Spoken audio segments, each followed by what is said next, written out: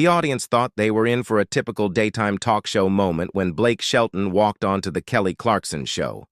The cheers, the light banter, the denim jokes. At first, everything felt familiar. Kelly teased him about his outfit. He grinned goofily, and the crowd laughed along. But beneath the surface, tension lingered. Backstage whispers had been circling for years about creative clashes during their time on The Voice, rumors of bruised egos, duets that never materialized, and resentments that never fully healed. And on this day, the cracks finally showed. The playful jabs turned sharp when Kelly brought up the duet Blake had backed out of, one she had hyped on her socials for weeks. "Still ghosting me on those studio vocals, huh?" she said with a smirk. Blake's smile vanished. "You know why I didn't do that duet? You changed the arrangement without telling me. I found out on Twitter."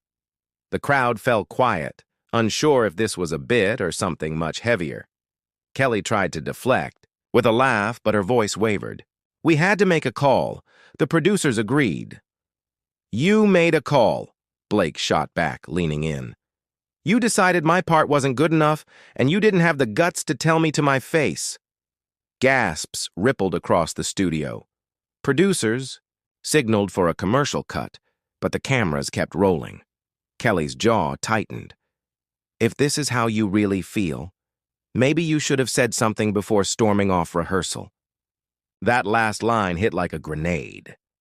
The audience froze, Blake's face flushed with anger. "You want to bring that up? Fine. Let's talk about how you humiliated me in front of a live band. Told me to stick to beer songs because I didn't have range." Kelly's eyes widened. "That's not how it went," she started, but the damage was already done. The set was silent except for the low hum of equipment. Blake stood, shoving his chair back. "I came here to promote a tour, not be ambushed."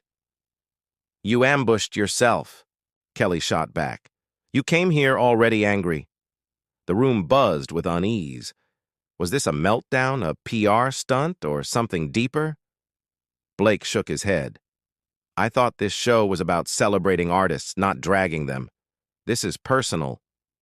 And with that, he walked off, leaving Kelly alone, staring at his empty chair. The producers scrambled, cutting to a pre-recorded segment, but it was too late. The clip hit the internet within minutes. Blake vs. Kelly trended worldwide. Fans picked sides, some accusing Kelly of manipulation, others calling Blake immature. Music blogs dissected every micro-expression, the way Kelly's fists clenched, the roll of Blake's eyes. This wasn't just TV drama. It was a cultural earthquake. Backstage, Kelly reportedly broke down in tears. "I never wanted this on camera," she told staff. Blake, meanwhile, vented to his team. "She wanted drama. Now she's got it." Soon, industry figures were weighing in. Reba McEntire tweeted cryptically, "Some wounds don't heal when no one takes responsibility."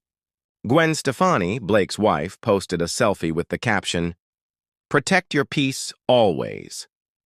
Spotify streams shifted overnight. Blake's solo work soared, but his duets with Kelly plummeted. NBC producers saw chaos and opportunity. Other shows tried to book both stars, but Kelly refused. "This isn't PR," she told her team. "It's heartbreak." Blake offered only a vague late-night remark. "Sometimes you've got to walk out before you say something you regret." Behind the scenes, contracts were reviewed, joint appearances canceled, and festival lineups quietly reshuffled. For the first time in a decade, Kelly Clarkson and Blake Shelton, once siblings in arms on The Voice, were estranged, orbiting the same industry with a kind of electric avoidance, TikTok filled with reenactments and remixes. Think pieces appeared in Rolling Stone, Variety, even The New Yorker, calling their clash a symbol of bigger issues: gender, ego, creative control, and how fame poisons friendships. Weeks later, Kelly released a surprise single titled Chairs. The lyrics, raw, aching, described betrayal, applause, and an empty seat. Fans knew exactly which seat. The song charted instantly. Blake listened, but said nothing.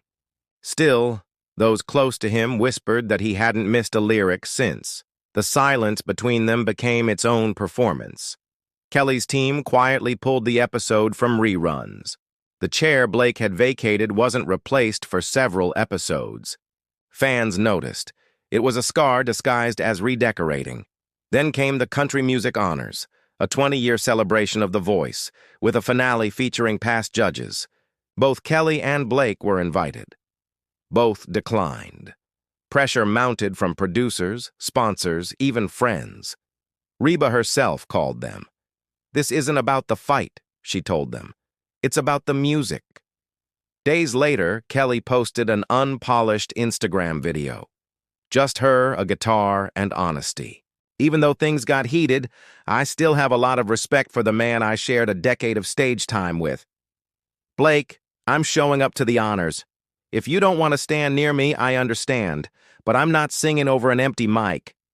Again, the internet exploded. Hashtags, Forgive and Strum, and Blake Show Up trended. 48 hours later, Blake posted a photo, his boots beside a suitcase. Caption, "Stage might be cold, but the music's still fire." At the honors, the air was thick. Kelly arrived in crimson, Blake in charcoal. They were kept in separate rooms. Minutes before their set, a producer asked Blake if he was okay, standing beside Kelly. He nodded once. When they finally stepped on stage, guitars in hand, the crowd held its breath. The opening chords of one of their earliest duets rang out. Kelly glanced at Blake. This time, he didn't look away. And then, harmony. Real, raw, undeniable. The audience erupted. They didn't hug. They didn't joke. But when the final note faded, there was a flicker of peace. Not reconciliation. Not yet.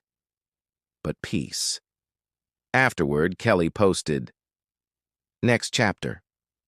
Blake." Music always finds a way. They didn't follow each other back on social media. They didn't appear in interviews together. But the duet, uploaded to YouTube under the title When Silence Ends, hit 10 million views in 24 hours. For one night, the music spoke louder than the feud. And sometimes, that's enough.